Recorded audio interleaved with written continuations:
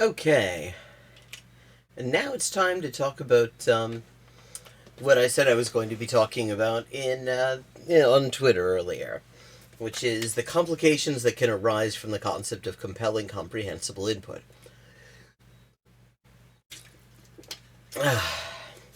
Throat's a bit dry. Okay, so first of all, let's just for anyone who isn't totally familiar with this concept, I imagine everybody in chat is, but people on YouTube might come to this and they haven't heard of it before. It's actually fairly straightforward. See, the idea comes from decades of research by Stephen Krashen, Noam Chomsky, and lots of other people working along the same lines as them, who have found that the way we actually acquire languages, not just our first language, but subsequent languages as well, is through implicit learning using comprehensible input. What implicit learning means is that nobody's explicitly teaching you, no, hello, Mask of the Red Death. Nobody is explicitly saying this is how you say that. It is learning that goes on as sort of an aside to exposing yourself to input that you are using for some other purpose. So, as opposed to being explicitly taught things, explicitly being taught grammar and stuff like that. In particular, there's a lot of research indicating that explicit grammar instruction is not how anybody learns grammar. That pleasure reading, seems to be the biggest determiner of that. But getting back to the formulation, compelling comprehensible input, compelling comes into it because after this comprehensible input idea had already begun to take shape, research started to look at what kind of comprehensible input seems to have the greatest effect. And it turned out it was input that was interesting to the people that were using it to learn. It was stuff that they would look at even if they weren't trying to learn a language from it. And the more interesting, the better, because it would captivate your attention. Hello, Norm. I haven't seen you in a bit. It would captivate your attention, and so your brain would be paying more attention to it and deriving more information from it. Hallo, ja. Das ist ja selten. Das ist ja seltsam. Ja, ich werde mal nachschauen müssen. Okay, so, now here's the thing. Now, there was a discussion that arose earlier today on language Twitter. And just to summarize it, one person was saying that people learn in all sorts of different ways, and somebody else, James Stubbs of Future Multilinguals, which is a good channel, definitely worth checking out, said, no, actually, we've got tons of research at this point that says we're all learning basically in the same fundamental way. And the thing is, on different levels, they're both right. Because the fundamental mechanism is, this implicit learning through compelling comprehensible input. However, the diversity comes in two places. One is, what is compelling? I mean, that's fairly obvious. We're interested in different things. Some things that will bore the shit out of some of us will be fascinating to others. I mean, that much is...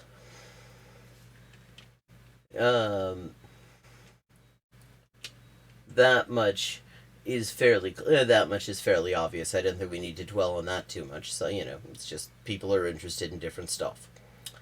Now, comprehensible is a little bit more complicated, because what comprehensible means is you've got enough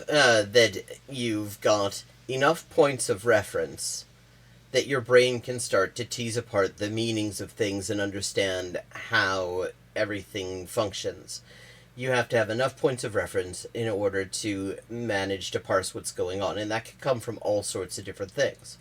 One way that's done is, for example, in Tprs style teaching, which stands for Teaching Proficiency Through Reading and Storytelling, you will have pictures and tell stories about them, and you get the class involved in it. And so the pictures provide a point of reference. So you can say, so if you've got a picture of a guy with a dog, and you say, "Das hier ist ein Typ mit dem Hund," you know, you can kind of, and you point to the dog and you point to the guy at the relevant places. Then you will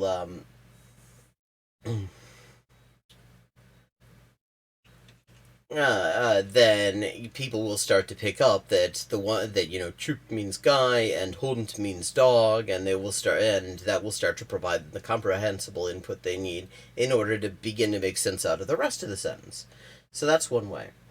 And but there are other ways, because all sorts of things can give us those points of reference. Like the way I often do it is I will do some like foundational vocabulary and grammar learning, learn some basic things, learn like the pronouns, learn a few basic verbs, and learn the sort of general order in which sentences are formed and what endings indicate different parts of speech.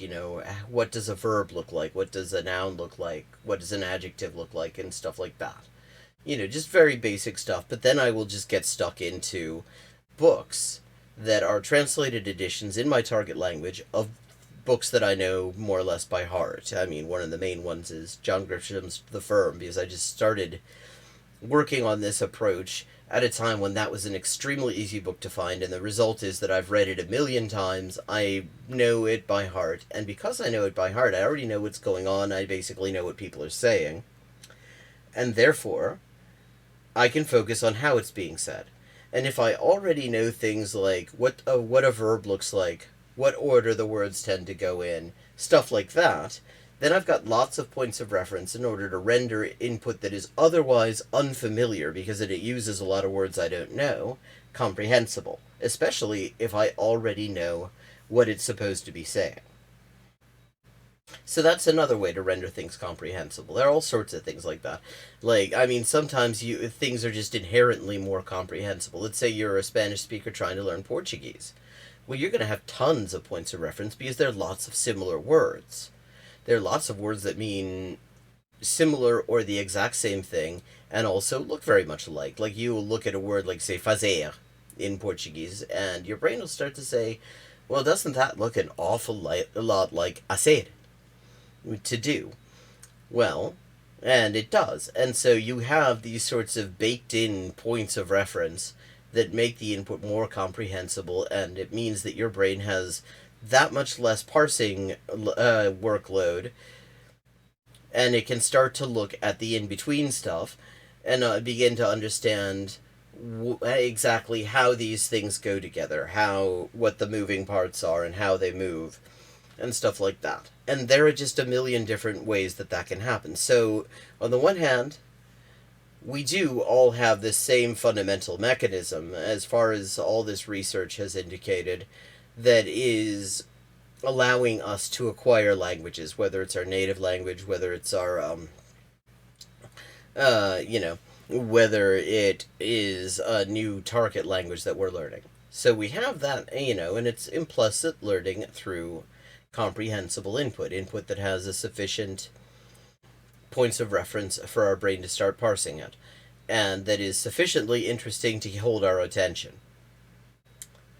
But then there's also a substantial amount of diversity in learning methods, simply because different people are going to find different things compelling, different people are going to find different things interesting, and also different people are going to have different sources of points of reference, and what points of reference work best for one person are not necessarily going to be always the exact same ones that work best for some people. Like my method that involves a sort of priming, as you could call it, with a certain amount of fundamental vocabulary and grammar learning isn't necessarily going to work for everybody. I mean, explicit grammar is very much not everybody's cup of tea. I like structures, and I'm very good at sort of recognizing structures. So explicit grammar is something that I can just sort of immediately run with. If you tell me okay, this is a subject object verb language and they front load the adjectives and relative clauses and shit like that. My brain already, I can already understand a lot of things about what's going on. You don't need to tell me a whole lot else to begin to get stuck into a language. But for some people, that's just, going to be useless information. They need to see it. They need to actually they need to approach it from a different direction, and it's not going to help them to make it comprehensible. Similarly, I mean, the more languages you have, the more points of references, especially different kinds of languages, the more points of reference you're going to have. Because your brain's already going to be primed to to know that there are certain features that exist, and notice them if they're there.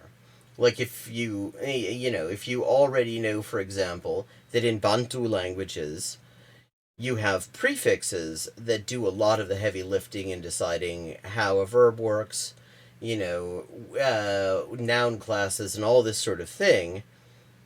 If you already know that's a thing to look for, then you don't need.